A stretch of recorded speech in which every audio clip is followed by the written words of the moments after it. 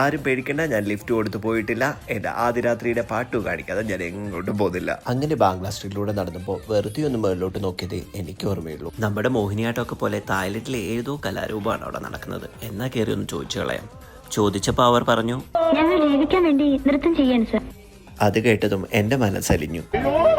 ജീവിക്കാൻ വേണ്ടി മരിക്കാൻ പോലും ഞങ്ങൾ റെഡിയാണ് സർ. നിങ്ങളുടെ ഈ നൃത്തം ഒരു ജീവൻ മരണ പോരാട്ടമാണ്. എങ്കിലൊന്ന് കണ്ടല്ലേ? അങ്ങനെ അവിടെ കയറി അത് കണ്ടു. പക്ഷെ യൂട്യൂബ് ഇൻസ്റ്റൊന്നും അതിവിടെ കാണിക്കാൻ സമ്മതിക്കൂല കേട്ടോ.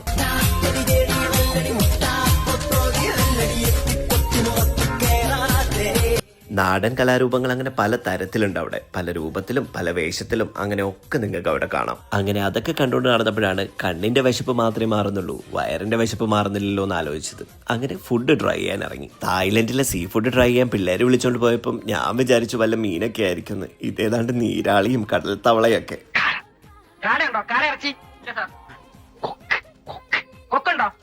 ഞാൻ ചോദിച്ചതൊന്നും അവിടെ ഇല്ല. അപ്പൊ പിന്നെ കുറച്ച് ചിക്കനും കുറച്ച് കൊഞ്ചൊക്കെ വെച്ച് ഞാനങ്ങ് അഡ്ജസ്റ്റ് ചെയ്തു. അങ്ങനെ ഇരിക്കുകയാണ് മക്കളെ ഞാൻ ആ ഞെട്ടിക്കുന്ന കാഴ്ച കണ്ടത്. തായ്ലൻഡിലെ മുറുക്കാൻ കടകൾ. ആ പച്ചില മരുന്നുകളുടെ ഷോപ്പിന് വേണ്ടി പരസ്യം ചെയ്യാൻ പല വെറൈറ്റി ബോർഡുകൾ ഞാൻ അവിടെ കണ്ടു. എന്നിട്ട് പിന്നീട് എന്ത് സംഭവിക്കാൻ? നാട്ടിലെ തൂഫാനൊക്കെ ഇവിടെ അടിക്കേണ്ട സമയം കഴിഞ്ഞു.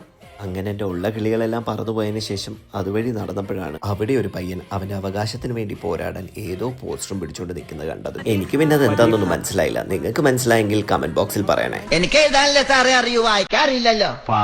അങ്ങനെ കുറെ കഷ്ടപ്പെട്ടിട്ടാണ് ഞങ്ങൾ തുണിയും മണിയും ഒക്കെ ഉള്ള ഒരു ഡാൻസ് ബാർ കണ്ടുപിടിച്ചത്.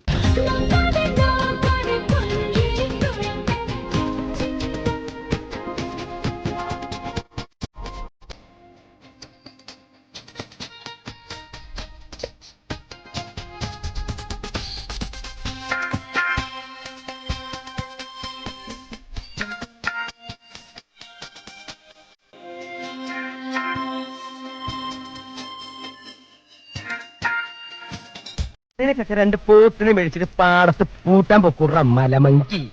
എന്താ പിന്നെ ഇതിവിടെ നിർത്തിയേക്കാം. ഞാൻ 2 ആപ്പിളും മാങ്ങയൊക്കെ മേടിച്ചത് നേരെ റൂമിൽ പോയി കിടന്ന് ഉറങ്ങിട്ടോ. അപ്പൊ ഇന്നത്തേക്ക് അത്രേ ഉള്ളൂ. എന്റെ പകൽ കറക്കം അടുത്ത വീഡിയോയിൽ. അപ്പൊ എല്ലാവർക്കും safe likes and keep smiling.